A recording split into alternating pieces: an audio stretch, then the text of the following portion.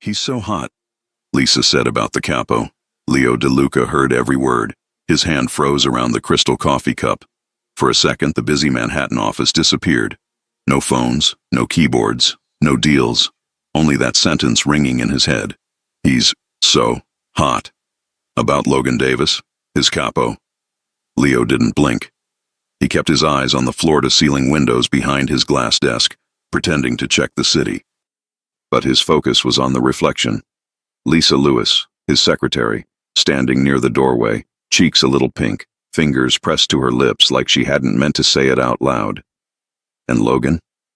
Logan was at the side table, sipping his black coffee, relaxed, sleeves rolled, tattoos peeking from his forearms. He turned his head, surprised, one eyebrow lifted. "Excuse me?" Logan asked, half amused. Lisa's eyes widened. I didn't mean to say that out loud." Leo placed his cup down with care. His jaw tightened. His heartbeat changed speed. No one saw it, but he felt it. That burning mix of jealousy and something else he hated admitting. Because Lisa worked for him. Because Logan worked for him. Because that sentence should never have existed between them. And still, there it was. He's so hot. How far would that go? How far would Leo let it go? The first time Lisa Lewis ruined her own life, it was 8:43 on a Tuesday morning. She did it with one sentence. She was standing near the coffee station right outside the glass wall of Leo DeLuca's office. Her tablet was under her arm, her hair was in a loose low ponytail that kept slipping off her shoulder, and her nerves were already fried because Leo had texted her at 6 a.m. about a meeting at 9 sharp. She was trying not to stare at Logan Davis. Trying. Failing. Leo's Capo stood there in a dark dress shirt, sleeves rolled to his elbows, tattoos disappearing under the fabric. His black hair was tied back at the nape of his neck, a few strands falling loose over his forehead. He held his mug in one hand, scrolling through something on his phone with the other, calm like he didn't have a single worry in the world. Lisa's best work friend, Emma Parker, leaned closer and whispered, "You're staring again." "I'm not," Lisa whispered back. "Absolutely staring." "You are." "He's so hot," Lisa breathed, voice coming out louder than she meant. Emma's eyes went wide. Her hand flew to her mouth. So did Lisa's, because the room went quiet, too quiet. Logan stopped scrolling. He turned his head. His eyes, green, amused, sharp, met hers. "I'm sorry," Lisa said, feeling her face burn. That was supposed to stay inside my head." Logan laughed, low and easy. "That's a new one. Usually people just call me annoying." Emma choked back a giggle. The glass door to Leo's office opened. Every muscle in Lisa's body went stiff. Leo DeLuca stepped out, one hand in his pocket, the other holding a cup of espresso he liked to drink in a real cup, not a paper one because he was not a teenager, as he had once said without any humor. He was dressed in a dark suit, perfectly tailored over his broad shoulders, white shirt open at the collar, no tie. His hair was dark and neat, not as wild as Logan's, but not exactly soft either. His stubble framed his jaw, sharp and serious. His eyes were the part that scared most people. Deep brown, cold when he wanted them to be. Right now, they were not cold. They burned. He had heard. Lisa felt it without needing confirmation. Her lungs forgot how to work for a second. Leo didn't look at her right away. He looked at Logan. "Are we complimenting my staff again this early?" Leo asked, voice even. Logan smirked. "Good morning to you too, boss." Leo's gaze shifted to Lisa. It was slow, heavy. He stopped right on her flushed face. "Is everything fine, Miss Lewis?" he asked. Lisa swallowed. "Yes, Mr. DeLuca." "Good," he said. "Because I need you inside. We have a contract to review." He turned his back and walked into his office, not waiting to see if she would follow. Emma squeezed her arm, whispering, "I'm so sorry," and then darted away like she wanted no part in this. Logan watched Lisa with an amused look. "For what it's worth," he said softly, "you have good taste." She stared at him, mortified. "Please stop talking." He chuckled. "See you inside, sweetheart," he added, then walked toward the conference room down the hall. Sweetheart. Lisa felt her heart slam against her ribs. She took a slow breath, straightened her blouse, picked up her tablet, and walked into Leo's office. The door clicked shut behind her. Inside, the atmosphere was different. The city spread out behind Leo's chair in tall windows, the skyline sharp and bright. The desk was clear except for a laptop, a couple of files, and his cup. Leo didn't sit. He stood near the window, his back turned to her. "Sit," he said. Lisa swallowed and sat in the chair across from his desk. A few seconds passed. Finally, Leo turned around. He walked to his side of the desk, placed the cup down, and met her eyes. "Tell me something, Ms. Lewis," he said. "Do you always discuss my Capo's appearance in the middle of my office?" Her stomach dropped. "I'm sorry," she blurted. "It was a stupid comment. It just came out. I didn't mean—" "I'm sure it just came out," he said. His voice didn't rise. That almost made it worse. "You are aware this is a professional environment?" "Yes, of course. And you work for me." "I know. And Logan works for me." She nodded quickly. "I know that too. So next time you decide to praise your co-worker's looks, remember who signs your paycheck," he said, eyes locked on hers. "And remember that I do not like distractions, especially when they are mine." The last word hit her in a strange way. "Understood," Lisa said quietly. He watched her for a beat longer, like he was trying to decide if she really did understand. Then he slid a folder toward her. "We have a meeting with the Harper Group at 9, he said. "I want you to go through this contract and mark anything that looks off. You have 20 minutes. She grabbed the folder like it was a life raft. "Yes, sir." As she opened it, he added, "And Ms. Lewis?" She looked up. "In this office," he said, "no one is hot. They are either useful or not. Make sure you stay in the first category." A tiny sting of hurt cut through her chest, even though she knew he meant it in his cold boss way. "Yes, Mr. DeLuca," she said. He turned back to his laptop, signaling the conversation was over, but it wasn't. Not really. Because his jaw was tight. Because his fingers flexed slightly on the mouse. Because he had heard the sentence, and it had bothered him far more than it should. 20 minutes later, Leo walked out of his office with Lisa at his side, tablet in hand, both heading toward the conference room. Logan leaned against the wall near the door, still holding his coffee cup. "Boss?" Logan said, ready to smile for rich people who think they're in charge. Leo gave him a brief, sharp look. "I don't smile." "Right. Scare them, then." Logan's eyes flicked to Lisa. "You okay there?" "I'm fine," she said too fast. Leo felt something twist in his chest. "We're starting," he cut in. "Let's go." Inside the conference room, they took their usual positions. Leo at the head of the table, Logan at his right, Lisa to his left, ready with her notes. The Harper Group representatives entered. Hands were shaken, greetings exchanged, coffee offered. Lisa tried to focus on her screen, but every time Logan leaned in to speak quietly to Leo, she picked up the clean scent of his cologne and remembered what she had said out loud. Her face warmed. "Ms. Lewis," Leo said suddenly, without looking at her. "Highlight the clause on page 4, section B." She did. "Done." "Forward it to Logan." She forwarded it. Logan's phone buzzed a second later. "Got it," Logan said, reading. "Yeah, that part is trash. They're trying to slip in an automatic renewal with changed terms." Leo's lips twitched. "Of course they are." The meeting went on. Numbers, dates, conditions, all very serious. But under the table, Leo's foot tapped once, then again a small, restless movement Lisa wasn't used to seeing. He was always still, always controlled. At one point, the Harper Group CEO made a joke about Logan being the charming one, and Leo, the serious one. Logan laughed. "Everyone has a role, right?" Leo didn't laugh. Lisa did, but it came out awkward and short. After the meeting, as everyone walked out, the CEO clapped Logan on the shoulder. "Your right-hand man is impressive, Mr. DeLuca. You're lucky." Leo gave a polite nod. "I choose my people carefully." His eyes slid to Lisa for half a second when he said it. Her heart stumbled. By lunchtime, the office had gone back to its normal rhythm, but nothing felt normal to Leo. He closed the door of his office and stood again by the window, looking at the city he controlled, thinking about something he could not control at all. Lisa, with her quick hands on the keyboard and her nervous laugh. Lisa, who always smelled like vanilla and coffee. Lisa, who had just admitted in front of him that she found Logan so hot. He hated how much that bothered him. There had always been rules in his life. Rules kept him alive. Rules kept his people safe. One of those rules was simple.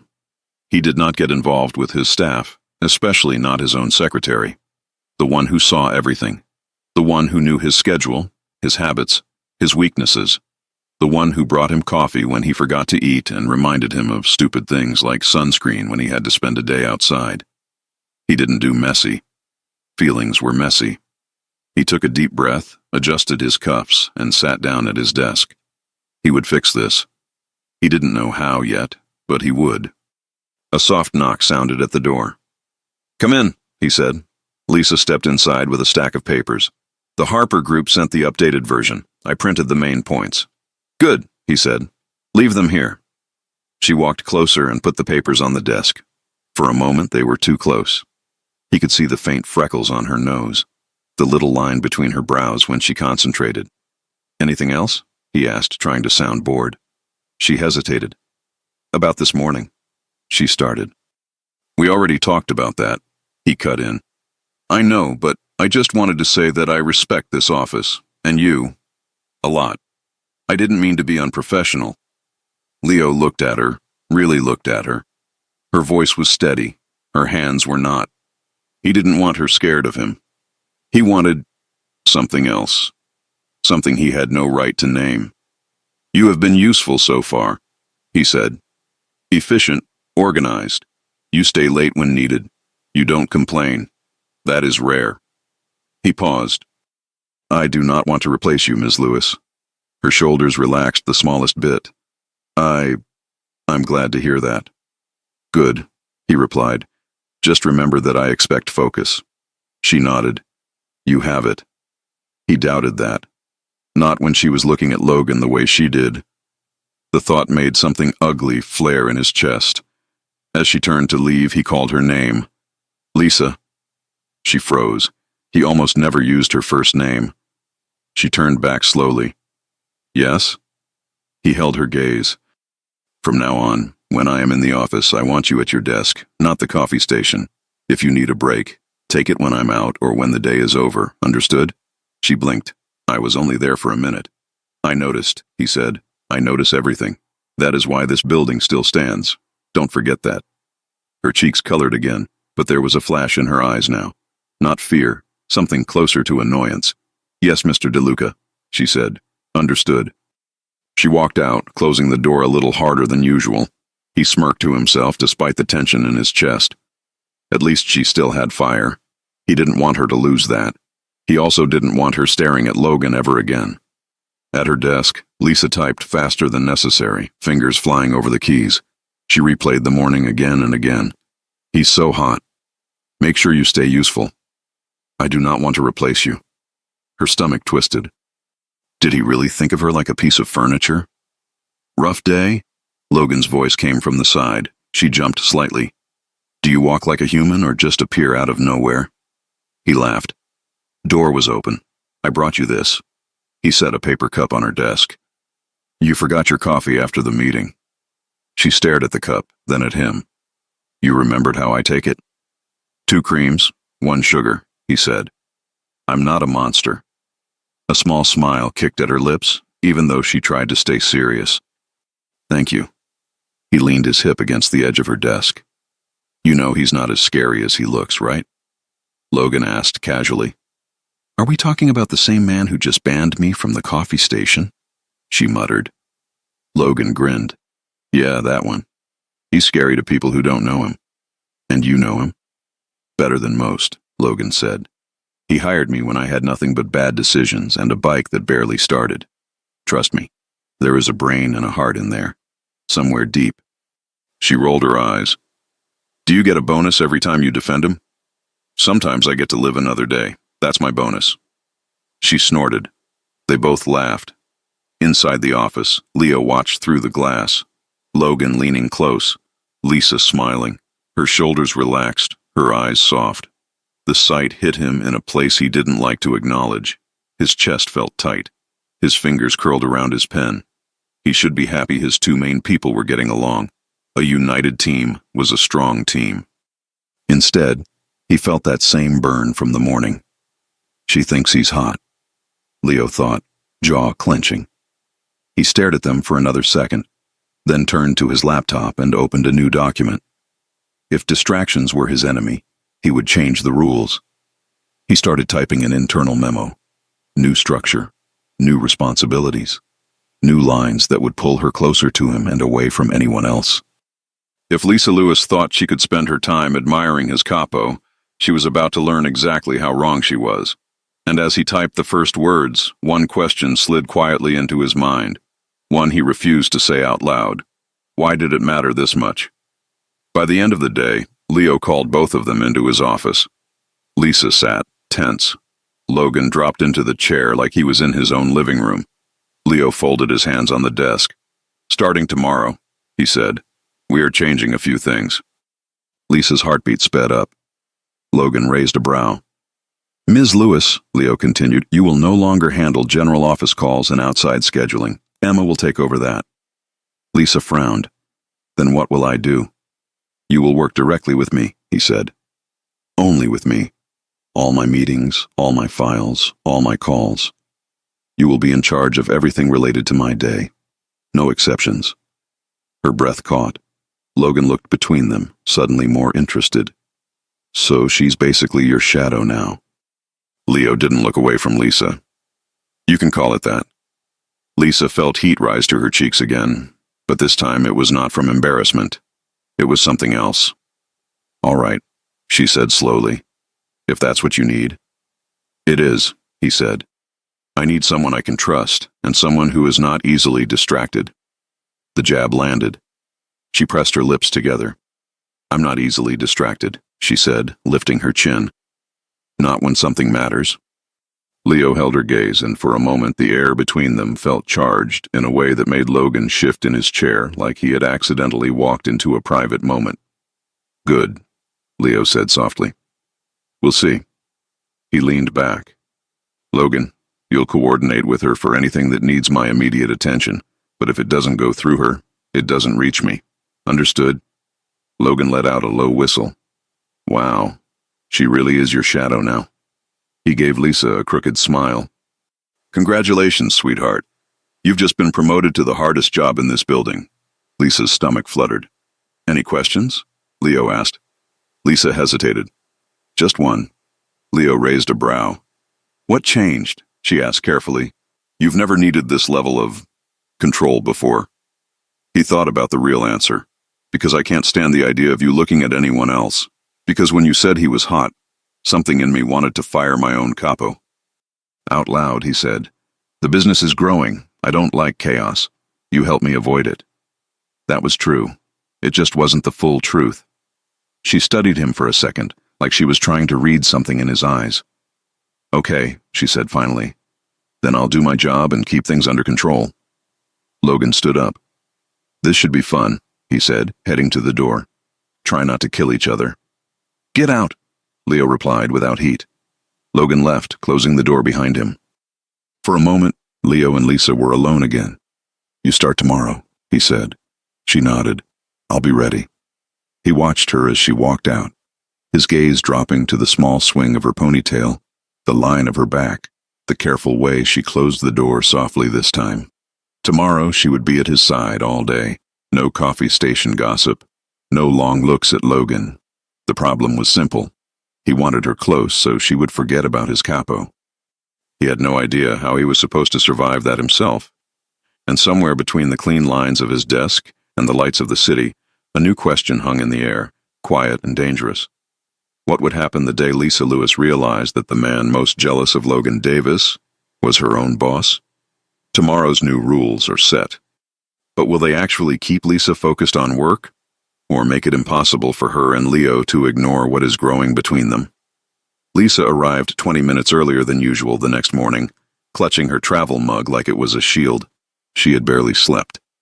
Most of the night had been spent replaying Leo's words. You will work directly with me, only with me. I need someone I can trust, and someone who is not easily distracted. She wasn't sure if it was a promotion a punishment, or something far more confusing. The office was still half dark when she stepped out of the elevator. Only the cleaning crew was leaving, and the city outside stretched in soft morning blue. Lisa walked to her desk, turned on her computer, and tried to steady her breathing. A moment later, she sensed movement behind her. She didn't need to turn to know who it was. Only one man in the building walked with that slow, controlled confidence. "Good morning, Ms. Lewis." Her pulse jumped. She turned around. Leo stood there in a navy suit today, jacket open, shirt crisp, hair slightly tousled like the wind had played with it before he entered the building. He held his phone in one hand, a leather folder in the other. His eyes dragged over her face, down her blouse, her hands gripping her mug. It wasn't inappropriate, but it was detailed. Like he was checking if she had slept, if she was nervous, if she was ready to follow his new rules. "Good morning, Mr. DeLuca," she replied carefully. He lifted the folder. "Come inside." She followed him into his office. The skyline glowed softly behind him as he walked to his desk. He placed the folder down and gestured for her to sit in the same chair she had used yesterday. But before she sat, Leo stepped closer. Too close. He reached out, took her mug out of her hands, looked at it, then at her. "You already had coffee?" She blinked. "Yes. Why?" "From now on," he said quietly, "I want you to take a break at 10. I don't want you jittery during morning briefings." She stared at him. "You're controlling my caffeine now?" He didn't flinch. "I'm controlling my office." She opened her mouth, but he continued. "And you are in my office," he added, his eyes lowering to her lips for a fraction of a second. "So yes, I control your schedule." Her knees nearly gave out. She sat quickly. Leo moved behind his desk and opened the folder. "Today, you'll shadow me for every task until noon. After lunch, you'll organize my meeting notes and call the Harper group for revisions." Lisa nodded, even though her heart was racing for reasons that had nothing to do with paperwork. "And one more thing," Leo said, leaning back slightly. She met his eyes. "Yes? No talking to Logan unless I initiate it." Her jaw dropped. "What? Why? We work in the same building." "You work with me," he corrected. "And Logan can be distracting." She stared. "Yesterday you said I'm not easily distracted. You proved me wrong." Her cheeks flamed.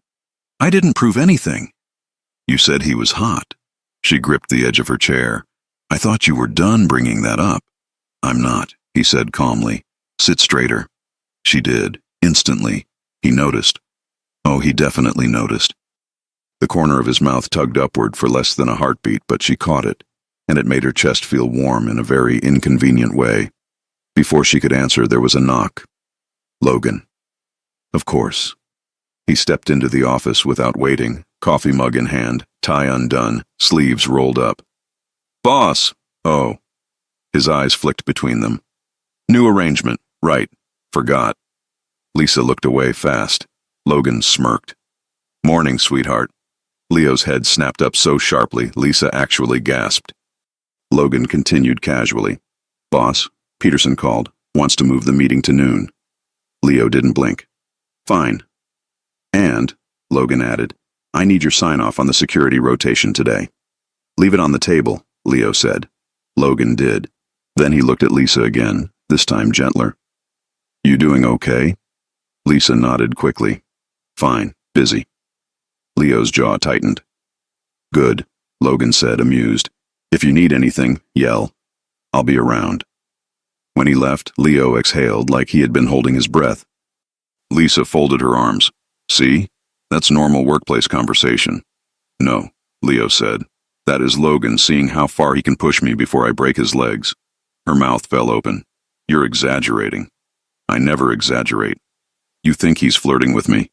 Leo didn't answer. He didn't need to. She leaned forward, lowering her voice. "Are you jealous?" His eyes snapped to hers. Dark. Intense. Heated. Too heated. She froze. Leo took a slow breath, regaining control. "We're done talking about this." Which meant yes. He was jealous. The morning moved fast.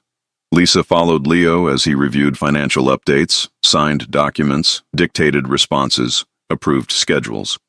She walked beside him through the office like a second shadow, exactly as Logan had teased. But there was something different. Every time Leo passed her a file, his fingers brushed hers, light, quick, but purposeful. Every time she stood too far away, he gestured her closer. Every time someone addressed her instead of him, he corrected it with subtle authority. It wasn't just control, it was attention, and she felt every second of it. At one point, when she leaned over his desk to show him a correction, her hip grazed the edge of his chair. The soft contact made him freeze for half a second. His breath hitched, quiet, almost silent, but she heard it. She straightened fast. "Is something wrong?" she asked. He didn't look away from her. Not yet. Her stomach flipped. By 10, she had survived the first half of her new duties. The break he forced her to take arrived, and she walked toward the kitchen area for water, not coffee. She didn't even reach it. Someone stepped beside her. "Hey," Logan said gently. She stiffened. "Hi. You okay?" he asked. "You look tense." She swallowed. "Just adjusting." He nodded. "He's intense, but he doesn't mean harm." She glanced at him. "You make him sound human." Logan laughed softly. "He is. He just hides it better than most." "Is he really that protective?" "Oh yeah," Logan said. "Especially with people he cut himself off suddenly, eyes shifting over her shoulder. Lisa turned. "Leo." He stood by his office door, watching them. Watching her. Watching Logan. His expression didn't shift, but the air did. Logan cleared his throat. "Break time over, sweetheart. Boss looks like he's about to combust." Lisa shot him a look, then walked back toward the office, heart pounding. She slipped inside. Leo followed and closed the door behind them, and locked it. Her pulse jumped. "Why did you lock? You didn't listen." His voice wasn't loud, but it was firm. "You said no talking to him unless you initiated it," she reminded him. "I didn't talk to him. He walked up to me." "You answered." "What was I supposed to do? Ignore him completely?" "Yes." She stared at him. "That's unreasonable." He stepped closer. Close enough she could smell the faint scent of cedar and clean soap on his skin. "Unreasonable," he repeated slowly. "Is you smiling at my capo like that?" Her throat tightened. "I wasn't smiling at him." "You were," he said, "and you know it." His eyes held hers, dark and unreadable, but full of something dangerous and warm at the same time. "Why does it matter?" she whispered. He didn't answer right away. His jaw flexed. His hands curled at his sides. His gaze moved from her eyes to her mouth, then back up again. "It matters," he said quietly, "because you work for me, and I don't like sharing what's mine." Her breath caught. "I'm not yours." He leaned in, his face inches from hers. "Not yet." Her knees nearly buckled. She stepped back, needing air, needing distance, needing something to keep her sanity. Leo watched her, eyes narrowed like he was trying to solve a problem. Her. Finally, he exhaled. "Get your tablet. We're going to the 13th floor." She blinked. "Why?" "To review contractor proposals." He reached for the door, unlocked it, then stopped and glanced at her over his shoulder. "And Miss Lewis?" "Yes," she breathed. "You don't smile at him again." Her pulse hammered. "And if I do?" His voice dropped to a low warning that made heat crawl up her spine. "Don't." Then he walked out. They spent the next hour reviewing proposals in a silent private meeting room. Lisa tried to focus, but her mind kept replaying his voice. "I don't like sharing what's mine." Not yet. She didn't know what to do with that. She didn't know if she should run or hope. When they finally returned to his office, Logan was waiting inside like a man asking for death. He held 2 coffees. "Brought one for you," he told Lisa, smiling innocently. Her stomach dropped. Leo stepped around her slowly, like a wolf circling prey. "She doesn't need coffee," Leo said. Logan raised an eyebrow.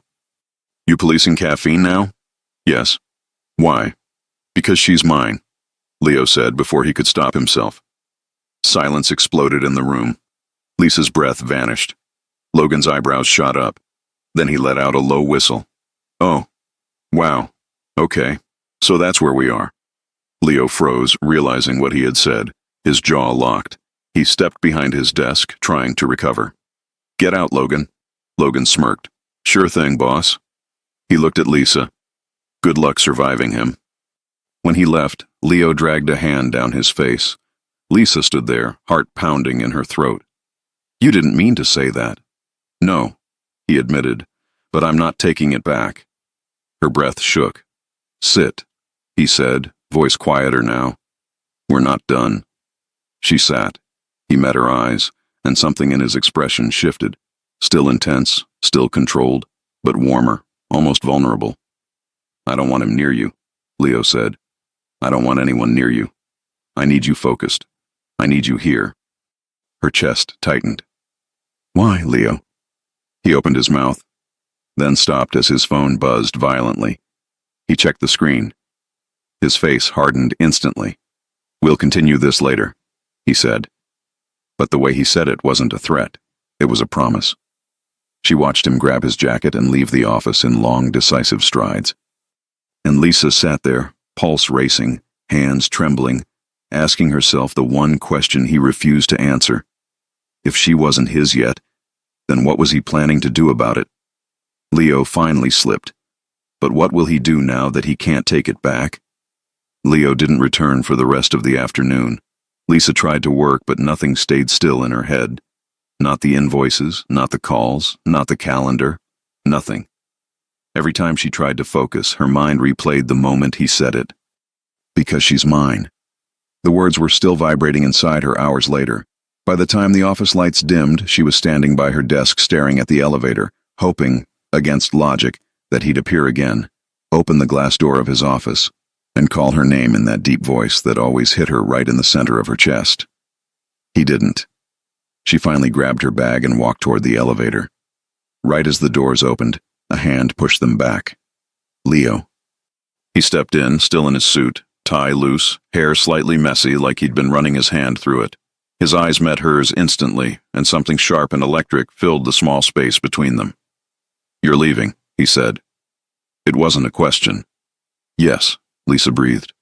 "Why?" She blinked. "Because it's 6:30. He didn't move. You usually stay later. I finished everything. I didn't say you could go." Her heart tripped. "You don't own my evenings." His jaw ticked. "I'm aware." The doors began to close. He raised his hand, stopping them. "You're coming with me." Her eyes widened. "What? Where?" "To a dinner." "What kind of dinner?" He stepped inside the elevator fully now, forcing her to step back from his closeness. "Business," he said. "But they'll assume we're together." Her breath hitched. "Together? How?" He didn't blink. "You'll be my girlfriend tonight." The air left her lungs in a rush. I don't think." "It's not optional," he said. Not cold, not angry, just certain. "I need someone I trust beside me, and you're the only person who can keep me grounded around men who waste my time." Lisa felt heat crawl up her neck. "And you chose me?" His eyes dropped to her lips for half a second, unintentional, but impossible to ignore. "Yes," he said quietly. "I chose you." The elevator doors closed. They reached the parking garage in an unsteady silence. Leo's car, a black Escalade, waited near the entrance, glossy under the dim lights. When the driver opened the back door, Leo stopped him with a wave. "She sits with me," he said. Lisa's pulse raced. She slid into the back seat, and Leo followed, the car smelling faintly of leather and his cologne. As the door closed, he reached across her before she could breathe. "What are you—" He pulled the seatbelt across her chest and clicked it into place himself. Her body froze. He didn't move away immediately. His hand stayed near her hip for a second longer than necessary, his breath brushing her cheek. Then he leaned back. "Safety first," he said, his voice too low, too warm. She was absolutely not safe. The driver started the car. "Where is this dinner?" Lisa asked, trying to calm her heart. "The Lennox Club," Leo said. "One of the owners is trying to negotiate a partnership. He wants something from me, and I'm not interested. But appearances matter." "So, Why bring me? Leo adjusted his cuff. Because when a man brings a woman he values, people behave. They assume he has something to lose, which means they negotiate slower. Her breath caught. A woman you value? His jaw flexed. Don't start. But she had heard it. Every word. They drove through the city, lights flashing across the windows. Lisa kept her hands clasped tightly in her lap, trying not to fidget. She hadn't had time to change. She still wore her fitted blouse and pencil skirt, simple, clean, office-appropriate. She suddenly felt underdressed. What? Leo asked, noticing her frown. I look plain, she whispered. Leo turned fully toward her. Look at me, he ordered. She did. His gaze scanned her slowly, deliberately. Her eyes, her hair, her collarbone, the curve of her waist, the hem of her skirt, then back up again. When he spoke, his voice was low and firm. You look beautiful. Her breath trembled. You're just saying that. No, he said. I don't waste words, and I don't pretend. She pressed her knees together, trying to anchor herself. Don't let anyone tonight make you feel small, he added. They're not worth the air they breathe compared to you. She swallowed, hard. The Lenox Club was luxury wrapped in golden light, tall windows, marble floors, staff in crisp uniforms.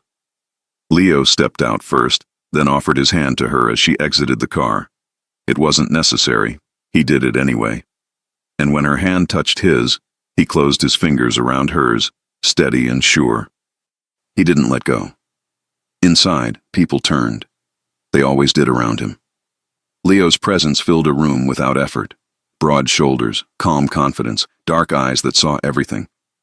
Tonight, though, something was different. Tonight, he walked with Lisa at his side. Every time someone approached, he pulled her slightly closer, placing his hand at her lower back. Not possessive, protective. She wasn't sure which one made her knees weaker. They were escorted upstairs to a private dining room. A long table, low lighting, expensive wine already pouring. Mr. Lennox, tall, loud, overly polished, stood to greet them. Leo, glad you're here. Then he turned to Lisa with a practiced smile. And you must be the lucky woman who finally got his attention. Lisa almost choked. Leo slid his arm around her waist and answered for her. She's more than that. Everyone sat. Lisa was placed beside Leo, their chairs close, almost touching. As the appetizers arrived, Lennox launched straight into tedious business talk. Lisa tried to follow, but her focus kept drifting to the warmth of Leo's hand resting lightly on her knee under the table. She didn't know if he realized he was doing it, but he didn't move it. At one point, Lennox attempted a joke about wives being distractions. Leo's hand tightened slightly on her knee. She's not a distraction, Leo said. She's the reason I don't walk out of meetings like this. Lennox laughed awkwardly, not understanding the warning underneath. Lisa did, and her heart flipped. As dessert was served, the door opened, and Leo's face changed. Logan walked in, of all places, of all nights. Boss, he said casually, ignoring the room's tension. We need to talk. Leo stood slowly. This couldn't wait. No, Logan said. It couldn't. Lisa's stomach nodded. Leo leaned close to her ear. Don't move. She nodded. The two men walked onto the balcony, the glass door closing behind them. Lisa watched through the window. Logan was speaking quickly, his hands moving. Leo listened, jaw tight, eyes narrowing. Then, Logan looked toward her. Leo turned sharply, following his gaze. Their eyes met across the glass. Leo's expression softened instantly, barely, but she saw it. Then something else happened. Unexpected, sharp. Lennox leaned toward her. So, Ms. Lewis, she supplied politely.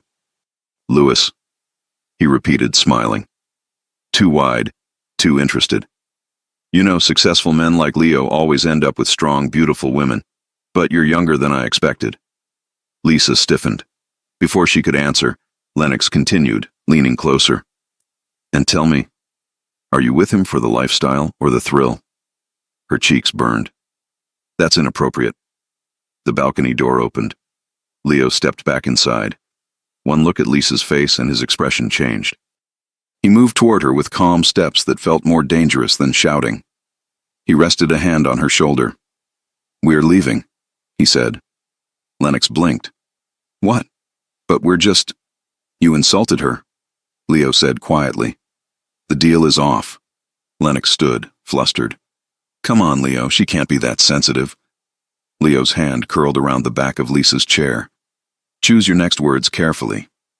Even Lennox understood that tone. He shut his mouth.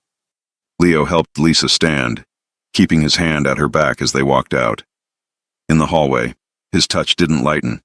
Only when the elevator doors closed again did he turn to her. "What did he say?" She shook her head. "It's fine, really." "Lisa." Her chest tightened at the way he said her name. "He asked if I was with you for the thrill." Leo's jaw clenched so hard she thought he might crack a tooth. "He's lucky I didn't break his face. You didn't have to defend me like that." "Yes," Leo said. "I did." The elevator opened, and before she could step out, he caught her wrist. "Come with me." She followed him into a quiet balcony overlooking the city. Private, dim, the skyline stretching in warm lights. The second the door closed, the atmosphere shifted. She could feel him behind her, hear his breath, feel the heat of him. "Lisa," he said softly. She turned. He stepped closer. Close enough she could feel the warmth of his chest even though he wasn't touching her. "Tonight." His voice was low, rougher than she'd ever heard. "I didn't plan this." "Plan what?" "This," he said. "Whatever this is between us." Her heart pounded. "Leo." He cupped her jaw with one hand, slowly, like giving her time to pull away. She didn't. His thumb brushed her cheek, gentle, careful, reverent. Their faces moved closer. Inches. Breath touching breath. She tilted her chin up slightly. His phone vibrated loudly. He froze, closed his eyes. Let out a breath that shook with frustration. He pulled back slowly, jaw tight. "I have to take this." She nodded, throat tight. He stepped away, answering the call. Lisa turned toward the city, trying to breathe. But her heart wasn't calming. Not even close. 10 minutes later, the driver took them back to the office so they could retrieve their things. The air was thick, charged, unfinished. She turned to Leo at her desk. "About tonight." "We'll talk tomorrow," he interrupted, voice low, eyes unreadable. "I'm not finished." She swallowed. "Okay." He walked away, stopping at the glass door. "Lisa." She lifted her eyes. He stared at her for a long, tense moment. "If I had kissed you," he said softly, "I wouldn't have stopped." Her legs wobbled. He left. And Lisa sat in the silent office, heart in her throat, realizing the truth she had tried not to name. She wasn't pretending anymore. She wasn't playing a role. She wanted him. All of him. But did he want her enough to break his own rules? End of chapter 3. Leo almost crossed the line, but tomorrow will push both of them even further. Lisa barely slept. Every time she closed her eyes, the moment on the balcony replayed. The warmth of Leo's hand on her jaw, the way he leaned in, the breath they shared, the confession he almost gave her before duty dragged him away. "If I had kissed you, I wouldn't have stopped." Those words didn't leave her. Not even for a second, but morning brought reality back like cold water. She wasn't Leo's girlfriend. She wasn't even supposed to be close to him. She was his assistant, his employee. The woman who, just 2 days ago, accidentally called his Capo hot and triggered a storm she couldn't control. So when the elevator doors opened at the office, she forced her shoulders back and repeated the plan she had built in her head all night. Be professional. Be distant. Don't feed the confusion. She arrived at her desk, turned on her computer, and opened the calendar before she even removed her coat. Her heart still beat too fast. She didn't look toward Leo's office. She wouldn't. She couldn't. At least that was the plan, until the glass door opened exactly 2 minutes later. Leo stepped out. Dark suit, no tie. Hair pushed back carelessly. He looked like a man who didn't sleep much, but who never let exhaustion win. His eyes immediately locked onto her. "Inside," he said. Her breath caught. She hesitated. Then she stood, smoothing her blouse, and walked into his office. He closed the door behind her, not harsh but firm. He didn't sit. Neither did she. For a long moment, they just stared at each other, the air thick with the memory of what almost happened the night before. "You left quickly yesterday," he finally said. "You told me we'd talk today," she replied carefully. "So I waited." He studied her, eyes narrowing slightly. "And now you're avoiding looking at me." Her face heated. "No, I'm not. You are. I'm being professional. You're being distant." She took a slow breath. "Leo, yesterday was intense. I think we need space to think." His expression darkened, not anger. Something harder to define. Something frustrated. Something that looked a lot like hurt. "Space," he repeated. "Yes. And you decided that on your own?" She blinked. "Do I need permission to have space?" "Yes," he said. Her mouth fell open. He stepped closer, one step, two. She felt her pulse leap in response. "Last night," Leo said, voice lower, "you let me touch you." She swallowed. "You leaned into me," he continued. Her hands trembled slightly. "You wanted me to kiss you." Her breathing hitched.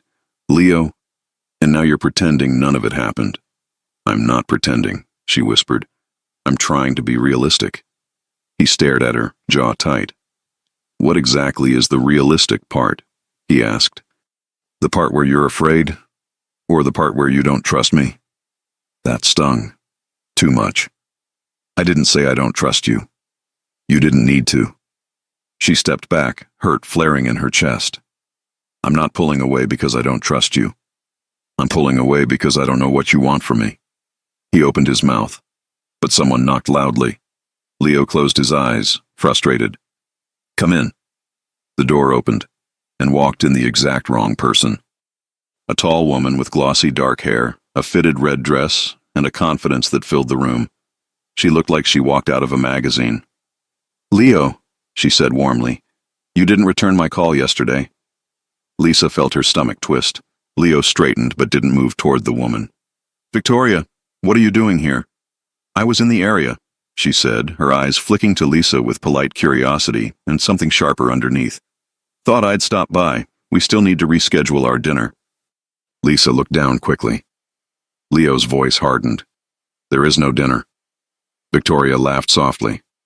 "Don't be dramatic. Your assistant won't bite." Lisa felt her cheeks burn. Leo stepped closer, not to Victoria, to Lisa. He didn't touch her. He didn't need to. The message was clear. "There is no dinner," he repeated, gaze locked on Lisa now. "Not yesterday. Not today. Not ever." Victoria's smile faltered. "Oh." Leo didn't soften it. "Lisa, go check on the Callahan files," he said gently.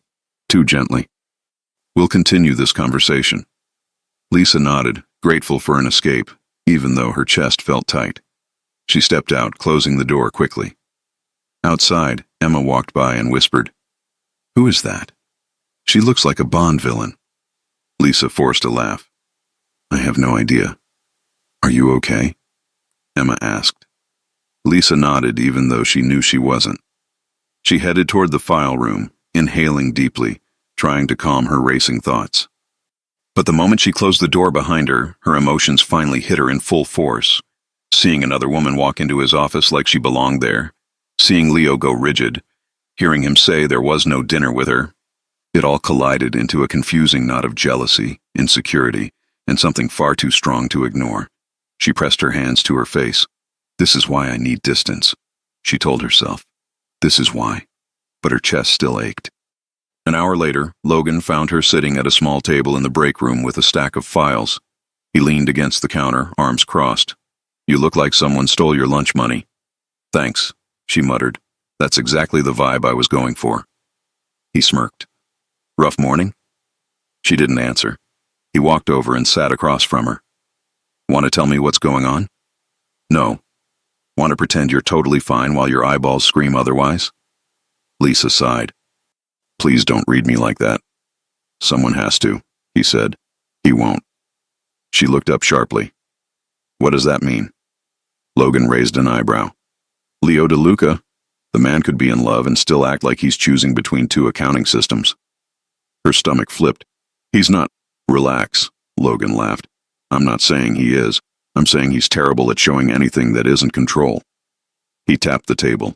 If he's pushing, it's because he doesn't know how to handle what he feels. She blinked. What? He feels? Oh, come on. You think he acts like this with anyone else? She bit her lip. I don't know what he wants. Logan's expression softened. Then ask him. I tried, she said quietly. And then a beautiful woman walked into his office and asked about dinner. Logan snorted. Victoria? She's the daughter of some investor. They tried to push an arranged thing once. Leo said no, loudly. Lisa blinked. He did? Oh yeah. He'd rather swallow nails than marry for convenience. That eased something inside her chest. A little. But look, Logan added, leaning forward, don't let his past ruin your present. If you're scared, say you're scared. If you're jealous, I wasn't jealous. Uh-huh, he said, sipping his coffee. Tell that to your face. She picked up a napkin and threw it at him. He laughed. By the time she returned to her desk, Leo's office door was closed and Victoria was gone. Lisa sat down slowly, rehearsing what she might say when she had to face him again. We need to set boundaries. We need clarity. We need to talk about what we are. But none of those sentences felt safe. At 2 o'clock, she went inside to hand him the updated files. He looked up immediately. We're not finished, he said. Her heart fluttered. I know. Are you still pulling away? She hesitated. I'm trying to understand things. Which things? What you want, she whispered. He stood, walked around the desk, stopped directly in front of her, close enough that she had to tilt her chin up. I want you focused, he said softly. I want you safe. I want you near me. Her breath trembled. And beyond that? He paused, the longest, quietest pause. Then, Lisa, if I tell you the truth now, will you stay, or will you run? Her heart pounded so hard she felt it in her fingertips. I don't run, she whispered. He reached up slowly, brushing a piece of hair behind her ear, soft, careful, devastating. I don't want space, he murmured. I want you. Her knees nearly gave out. But before she could answer, a loud buzz from his phone cut through the moment. He cursed under his breath. Don't move, he said. He checked the screen. His expression hardened instantly. I have to handle this. He grabbed his jacket. We'll finish this tonight. She nodded, breathless, but he paused at the door, turned, and said one more sentence that sent heat straight through her. Don't pull away again. Then he was gone. Lisa exhaled shakily and pressed her hands to her chest. She didn't know how the night would end. She only knew this. She couldn't keep pretending she didn't want him. Not anymore. But the question that burned the most. What would Leo do once they were finally alone again? Leo finally says what he wants. But tonight may become the turning point neither of them expected. Lisa spent the rest of the afternoon checking the clock every few minutes, palms sweating each time the hour changed. Tonight, he had said. 2 simple syllables that carried too much weight. Was he really going to tell her everything? Did she even know what everything meant? By 5:30, Leo still hadn't returned. His office was quiet, glass walls reflecting the warm tones of sunset. Lisa straightened papers, rechecked schedules, paced twice, then finally forced herself to sit before her nerves set the entire desk on fire. At 6, the elevator chimed. Her pulse jumped.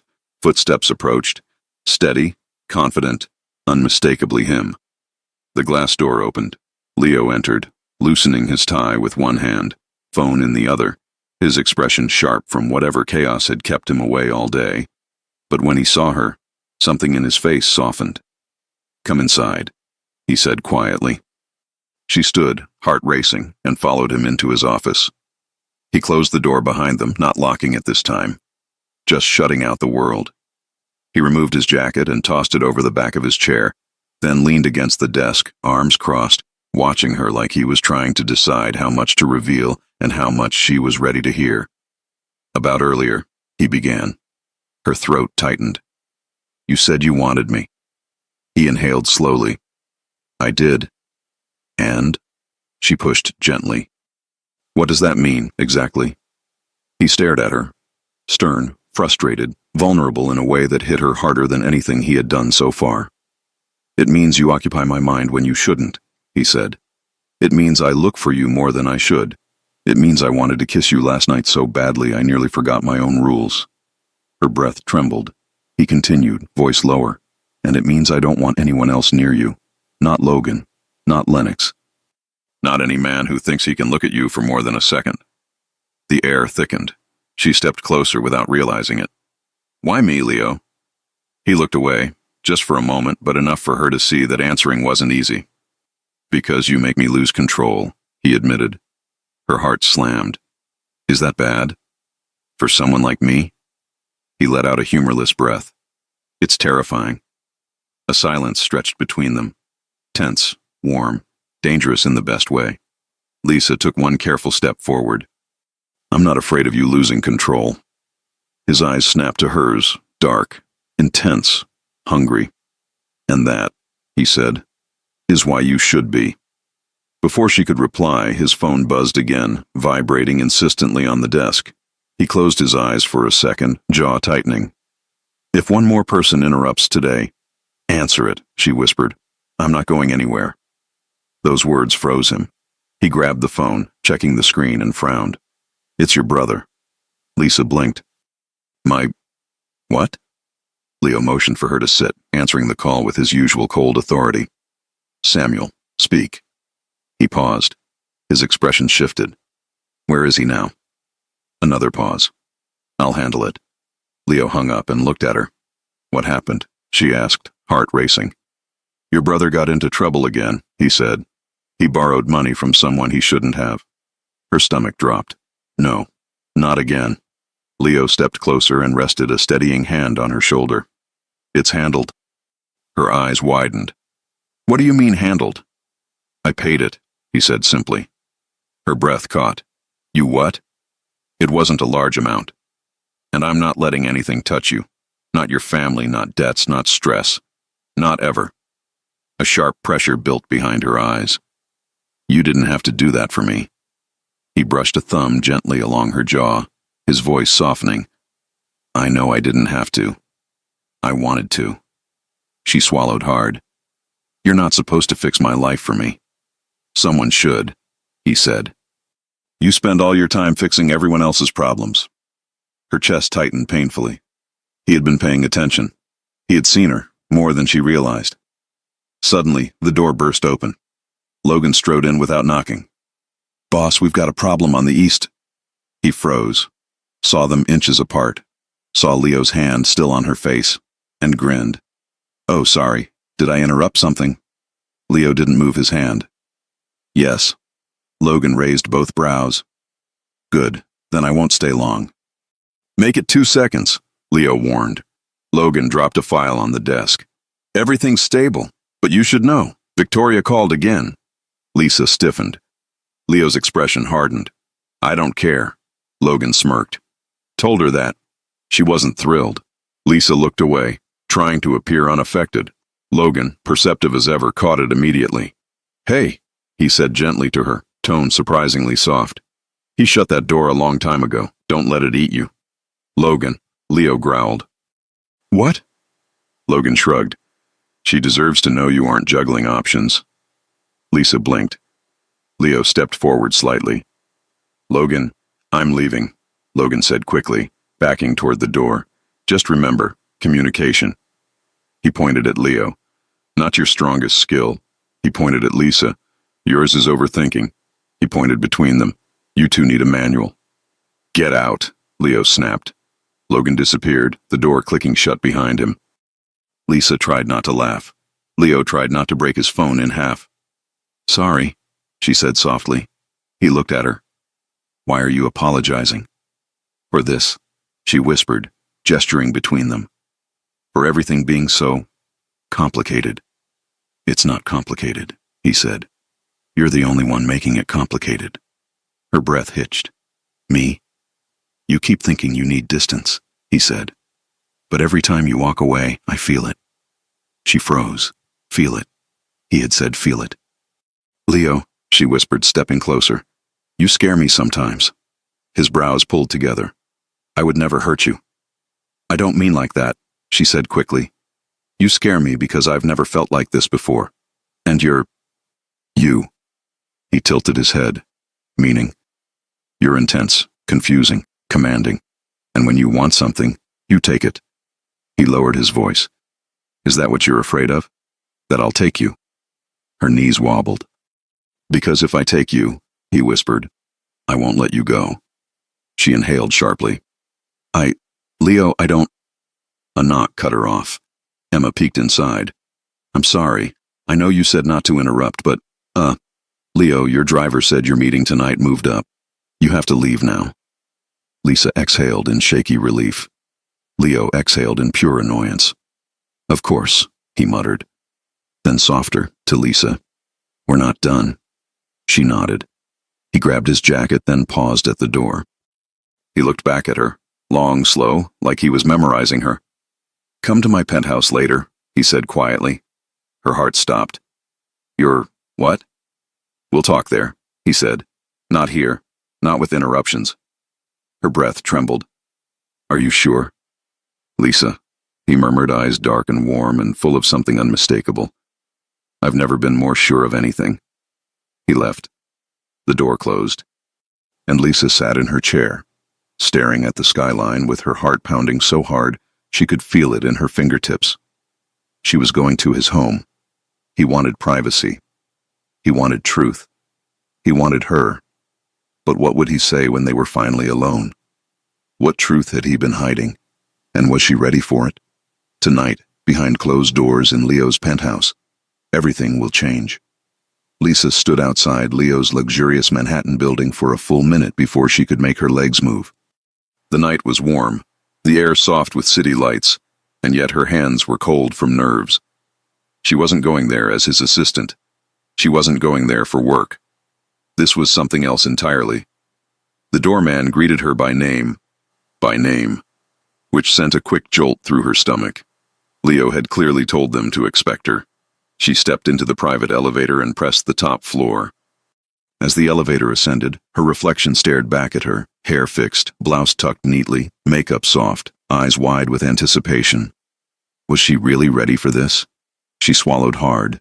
When the doors opened, Leo was standing there. He wasn't in a suit, no jacket, no tie, just a fitted black shirt, sleeves rolled, top buttons undone, revealing just enough to make her forget how to breathe. He looked like every rule she had ever obeyed was about to fall apart. You came, he said, voice low.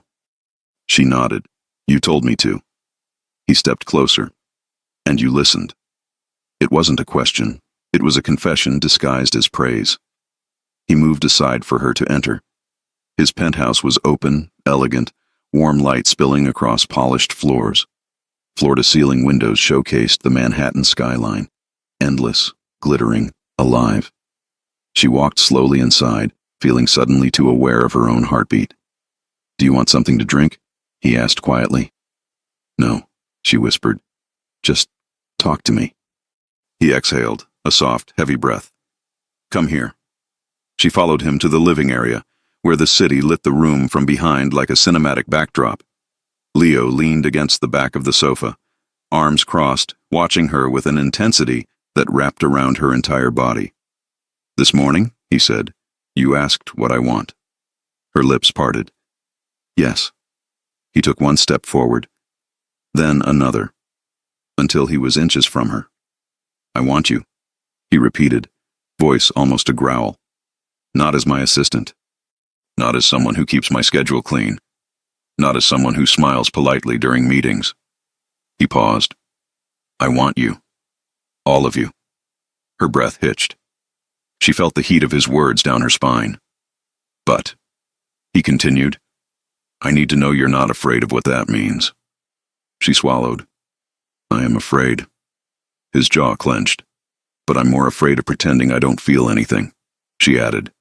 That changed everything. Leo reached up slowly, brushing a loose strand of her hair behind her ear. His fingertips traced down her jaw, feather-light, almost reverent. Do you know what it does to me? He murmured. When you walk away? She barely breathed. What does it do? It makes me lose control, he whispered. It makes me want to pull you back, to keep you close, to claim you. Her knees weakened. Leo. He leaned in, lips near her forehead, breath warm against her skin. You have no idea how much I've fought this. Then stop fighting, she whispered, surprising herself. His breath caught, and for a moment they both stood there suspended, teetering between restraint and surrender. Then, the elevator chimed. Leo stiffened instantly. Nobody should be coming up. Nobody except her. He turned sharply just as the doors opened. Victoria stepped out. Again. Wearing another flawless dress, carrying a folder, smiling like she had every right to be there. Leo, she said brightly. I know you said we weren't meeting tonight, but She froze. Her eyes went straight to Lisa, then to how close she stood to Leo, then to Leo's hand still resting lightly but possessively at Lisa's waist. The temperature in the room dropped. Oh, Victoria said slowly. I see. Lisa felt panic twist inside her chest. Leo stepped slightly in front of her, not enough to hide her, but enough to show exactly where his loyalty stood. This is not a good time, Leo said firmly. Victoria lifted her chin. I can tell. Her gaze returned to Lisa, sliding over her in a way that felt too direct, too cutting. So she's the reason you suddenly refuse social obligations? Lisa opened her mouth, but Leo's voice cut through the air like a clean blade. Yes. Victoria blinked. Lisa blinked. Leo didn't look away from Victoria. And I don't owe you anything else. Victoria laughed, but it was sharp. You don't owe me anything, but you could have warned me before I walked into your little moment. Lisa's cheeks heated. Leo's face didn't move. Leave. Victoria's gaze softened, not kindly, but knowingly. You're in deeper than I thought. Leo didn't dignify that with a response. Victoria stepped backward into the elevator, eyes lingering on Lisa. Good luck, she said quietly. You'll need it. The doors closed. Silence, thick, humming silence. Then Leo exhaled, harder than he expected, and turned to Lisa. I didn't plan that, he said. I know. But I'm not apologizing. I know that too. He stepped closer, hands sliding gently along her arms. Does this scare you more? He asked. She shook her head. No, it scares me less. His lips tugged into the faintest smile. She placed her hand on his chest, over his heartbeat. It was racing. Fast. Hard. Just like hers. Leo, she whispered. What happens now? He covered her hand with his, holding it there against him like it belonged. What happens now, he murmured, is that I stop pretending. And then, he kissed her. Slowly. Deeply. Hungrily. But not rushed, not uncontrolled. He kissed her like he'd imagined it too many times, like he'd waited long enough, like he wasn't going to let anything interrupt this moment ever again. Her hands slid up to his shoulders, her body melting into his arms wrapped around her waist, pulling her closer, guiding her gently but firmly, as if he already knew the shape of her. The kiss grew warm, then warmer, then impossibly sweet, as if he was memorizing every second. When he finally pulled back, they were both breathless. His forehead rested against hers. Lisa, he whispered, voice rough. If we cross this line, I'm not going back. She cupped his jaw softly. I don't want you to. His eyes darkened with something deep and certain. He kissed her again, quicker this time, like he couldn't stop. But suddenly, Logan's voice echoed through the intercom. Boss, you home? I need to talk to you. Something urgent came up. Leo broke the kiss with a groan that could have been legally classified as frustration. Lisa's heart hammered. Logan? Here? Now? Leo looked at her with a mix of fire and irritation. I swear, he muttered, if one more person interrupts us tonight. She laughed breathlessly, but the tension returned instantly. Stay here, he said, voice protective now. I'll deal with him. He brushed a thumb across her lips, like he didn't want to leave, and then stepped away. She watched him disappear down the hall. Her fingers touched her mouth. Her heart tried to escape her chest. Her body still tingled from his kiss. But beneath all of that, something else began to take shape.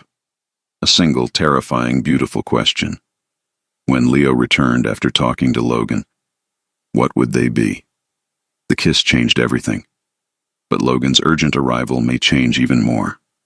Lisa sat on the edge of the sofa, fingers pressed to her lips, still tasting Leo's kiss. Her heart hadn't slowed once since she arrived. Every sound from down the hallway made her chest tighten. She didn't know what Logan needed or why he had come at that exact moment, but she knew one thing for certain. She didn't want the night to end without Leo telling her, clearly finally, where she stood in his life. The muffled voices grew louder as they approached. Logan and Leo rounded the corner, mid-conversation. "I handled it," Logan was saying. "I just didn't want you hearing it in the morning and throwing a chair." "I don't throw chairs," Leo muttered. Logan smirked. "Okay, you throw harsh words. Chairs would be less scary."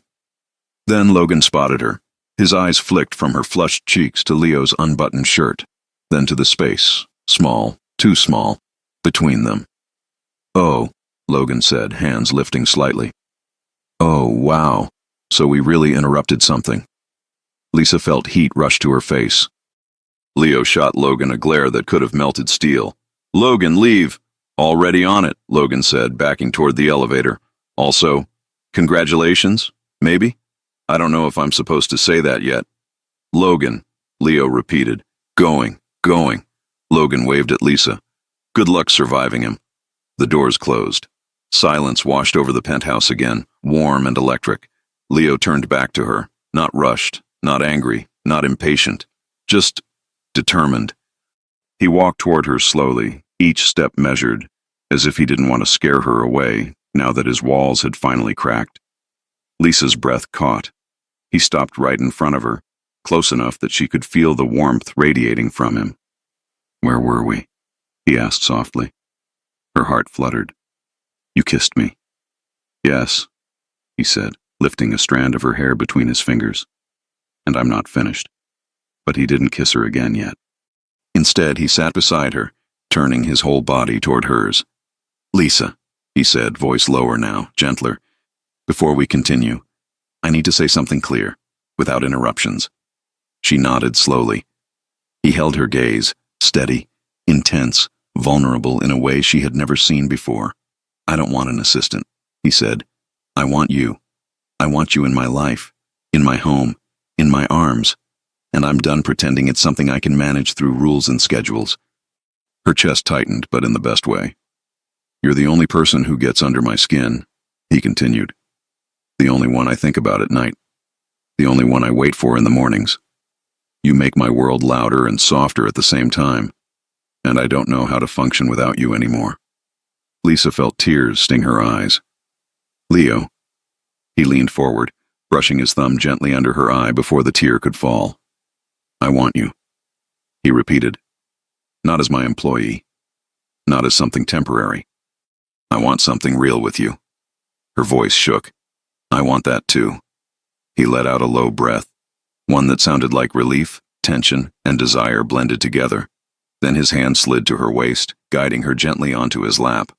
Her breath caught. Her knees straddled his thighs, his arms wrapped around her, strong and steady, as if he had waited forever to hold her this way. The city lights glowed behind them, reflecting off the windows, painting the moment in warm gold. "You fit here," he murmured against her jaw. "Perfectly." Her fingers slid into his hair, and he closed his eyes like her touch grounded him. "This doesn't change your work," she whispered. "I don't want people thinking I got here because—" He cut her off by resting his forehead against hers. "Lisa," he said, "you earned your place long before I admitted anything. And starting tomorrow, you won't be reporting to me anymore. We'll restructure the office, adjust roles. Nobody will say a thing." Her eyes widened. "Really?" "Yes. I already spoke to Logan about it." "Today?" she asked. 2 days ago," he admitted, lips brushing the corner of her mouth. "Before I was ready to tell you. But I knew I couldn't keep you as my assistant and keep my hands off you." She gasped softly. He smiled, one of those rare smiles, the kind that broke through his stern facade and made him look younger, freer. Then he kissed her again. Slow, warm, deliberate, not rushed, not hungry like the first time. This one was a promise. His hand traced the curve of her back. Hers slid along his jaw. The kiss deepened, but never crossed the line. It was intimate without being explicit, romantic without being overwhelming, exactly what they both needed to feel safe in this new world they were stepping into. When they finally broke apart for air, Lisa rested her head against his shoulder, feeling his heartbeat steady beneath her cheek. "You're shaking," he murmured. "You make me nervous," she whispered back. "You make me human," he said. She laughed softly. "That's debatable. Don't push your luck." They stayed like that, quiet, close, breathing each other in, until she finally pulled back enough to meet his gaze. "What happens now?" she asked. His thumb brushed along her lower lip. "Now, you stay here tonight." Her heart leapt. "But not in the way you think," he added softly. "Not yet. I want to hold you. Nothing more. I want you beside me when I fall asleep. I want you to start tomorrow in my home." Her breath trembled. "Leo, I can't rush you," he said. "And I won't. We move at your pace, not mine."